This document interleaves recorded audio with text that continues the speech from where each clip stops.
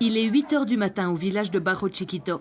La police des frontières panaméennes se prépare à transférer plusieurs centaines de migrants vers des camps de quarantaine.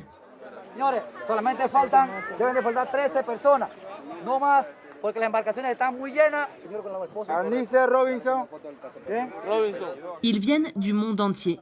Après une année de pandémie, ils voient s'ouvrir de nouveau cet étroit et difficile passage vers l'Amérique du Nord. Dos Burkina Faso, dos Sudán, Dos Sudán. 7 masculinos de Haití y una femenina.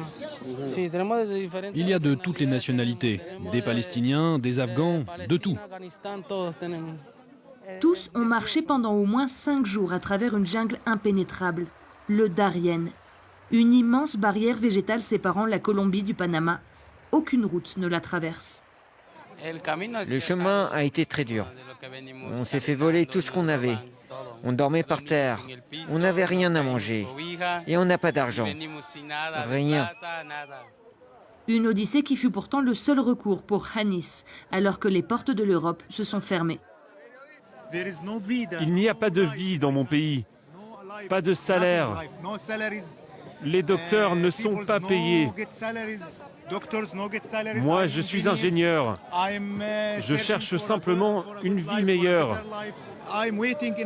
Ça faisait plus de 20 ans que j'attendais de pouvoir sortir de Palestine.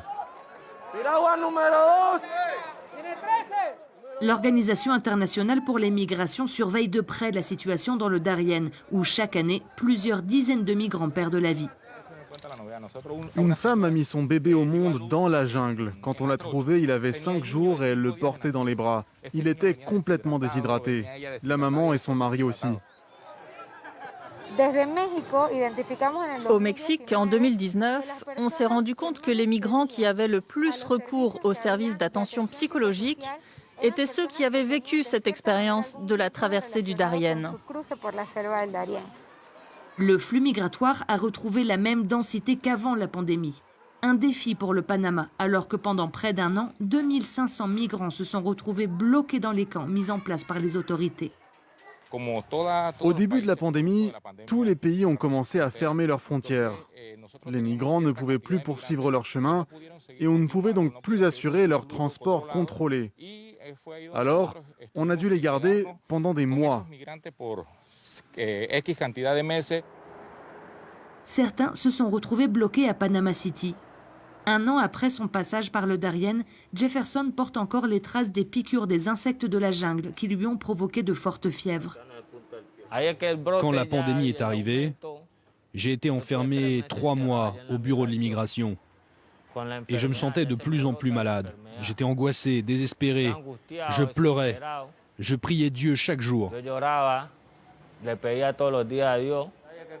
Il essaye d'économiser $300 pour rentrer en Colombie.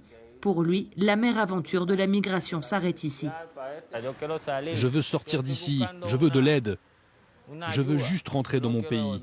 Ici, je ne peux pas travailler parce que je n'ai pas de papier. Je me sens vraiment pris au piège. Le personnel de ce refuge catholique s'est retrouvé face à un poignant dilemme, celui d'aider des centaines de migrants bloqués dans le pays, tout en devant réduire leur capacité d'accueil pour raisons sanitaires. En tant que refuge, on a senti le poids de toutes ces restrictions qui nous empêchaient d'accueillir plus de monde. Le Panama n'est qu'un pays de transit pour eux. Mais ils ne peuvent pas reprendre la route en ce moment, car le Costa Rica n'a pas encore rouvert ses frontières. Après un long périple en pirogue et en bus, les migrants sortis du Darién arrivent au camp où ils devront passer 14 jours de quarantaine. Yo sé que ustedes vienen de una trocha que es muy difícil. Ya estamos a un paso. Lo que necesitamos de ustedes es paciencia. Après avoir failli mourir d'épuisement dans la jungle, Amy est décidée à poursuivre sa route. L'arrivée de Joe Biden à la Maison-Blanche lui a fait naître l'espoir d'une vie aux États-Unis. C'est une motivation puisque c'est un démocrate. Ouais, selon ce que j'ai vu à la télévision, il a dit qu'il va protéger les migrants. Je ne sais pas si c'est vrai. Le prochain pays sur leur route, le Costa Rica, ne rouvrira ses frontières terrestres qu'en avril. Alors que la pandémie dessert peu à peu son emprise sur le monde, la route des migrants reste bien escarpée et incertaine.